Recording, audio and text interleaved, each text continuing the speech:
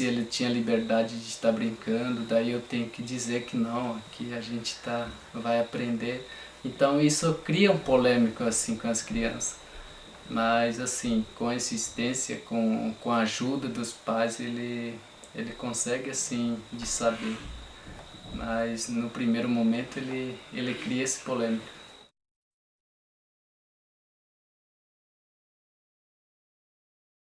Os Guarani entendem que cada criança então vem de uma divindade, né? Que hoje tem outros, mas eu vou citar umas dois ou três nomes, né? Assim, que é Tupã, Nhamandu, Caraí, né? Que é muito conhecido, e tem outros, né? Divindades que os Guarani cultuam bastante, né? Assim. E aí então o espírito da criança pode vir de uma divindade dessa que eu falei agora, né? Então cada um vai ter o comportamento, né? Qual tipo de contribuição que ele vai ter, quer dizer, ele vai se adequar melhor, né, na aldeia. Então isso tudo através do pajé, né, através dos mais velhos, é descoberto isso, né?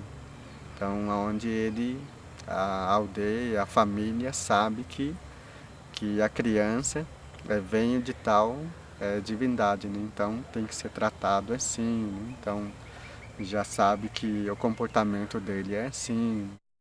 Quando uma criança participa de uma cerimônia, participa de uma dança, canto, né? A criança já convive com isso, dia a dia. E quando vai para uma escola, a criança vai ter que se concentrar numa atividade diferente, que ele sempre costuma, né, conviver com aquela outra, com a diferente de vida para ele. Então, complica um pouco a partir do momento que ele precisa avançar mais no conhecimento, do dia a dia dele, acaba na sala de aula. Ele para ele estar sintonizando numa outra realidade. Escrever no quadro, ouvir pessoa falando em português ou atividade totalmente com a língua diferente, que é a disciplina português. E uma coisa que barra, sabe? E a partir daí, como a criança ainda tem a maturidade ainda é menor, né? Então já a cabeça da criança vai crescer com isso, né? Não vai crescer menos aquele conhecimento que ele precisa ter, né? Então a partir do momento que começou a escola, né, a escola começa também ter esse impacto, né, sabe, com o conhecimento tradicional, Guarani, a vida que criança convive, o dia a dia, a liberdade para ele. Mas depois que começa a sala de aula, depois que começa a escola, ele já pensa, bem cedinho ele tem que estar na sala de aula. Ele não pensa mais assim, tem que ir pescar, caçar, ou tem que aprender alguma coisa, tem que ir na roça, colher fruta e tal. Ele não pensa mais isso. Ele só pensa, minha tarefa eu fiz, eu tenho que apresentar para a professora, eu tenho que ver se eu acertei ou não.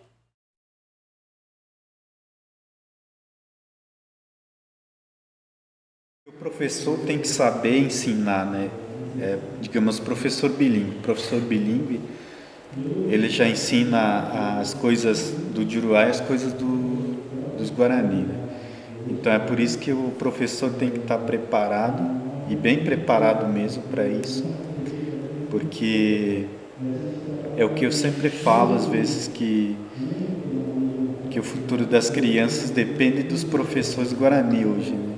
Se você deixar muito solto, aí cada um segue e o risco é muito grande dele seguir o mundo de Uruá. A criança não é apenas uma criança que nasceu. E hoje dentro da comunidade, quando a criança nasce, os mais velhos, a própria comunidade vê que essa criança é o protetor do mundo. Eu tenho certeza que quando tem um professor Guarani formado dentro daquela comunidade, porque o professor não para ser professor Guarani, ele nem precisa estar se formando na faculdade e tal, né? Porque lá não tem a realidade que vai falar na sala de aula. E a realidade está lá na aldeia. Ele precisa se formar, ele precisa entender qual é a atividade, qual é o instrumento da reza, da música, aquela cultura que tem que estar sempre presente, né? Na comunidade, na criança, nos alunos, no professor em si, né? O professor tem que estar preparado para isso. Se o professor é formado lá fora, mas se não está conseguindo levar essa educação para a sala de aula, também complica. Mas dessa forma, sim, tem jeito da educação não interferir na cultura e no costume. A gente tem tirado muito as crianças da sala de aula, né? Levamos para passear, para pescar, ir na roça, conhecer o local onde ele tem assim, o seu conhecimento.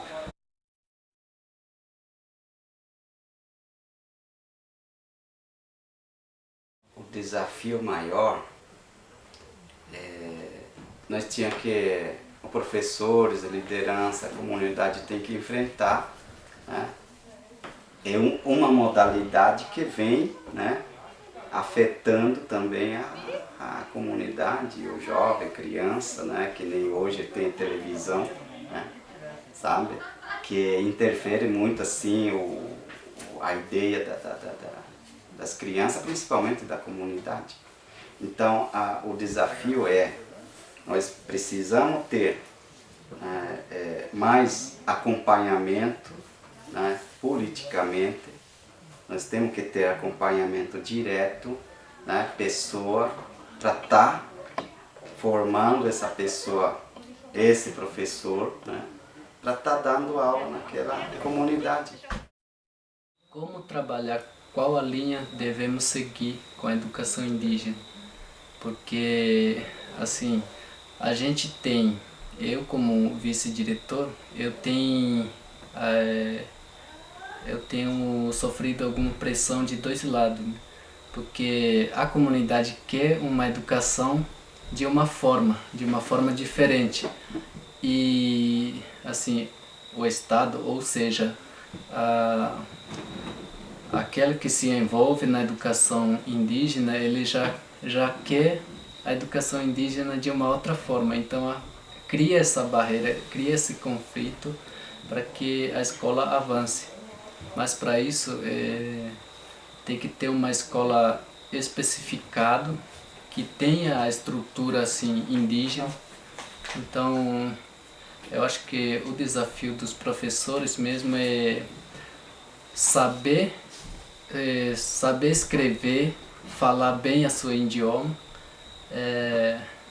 criar algum material novo, uma forma nova de estar trabalhando com as crianças dentro de uma escola. Para mim, como professor, de passar todos os conhecimentos, histórias do povo Guarani. Porque hoje nós temos uma preocupação muito grande dentro da aldeia, com as crianças que estão em escola, ou talvez estão crescendo, né, com 2, 3 anos, que daqui a um tempo, quando eles estão velhos, quando eles tiveram a idade assim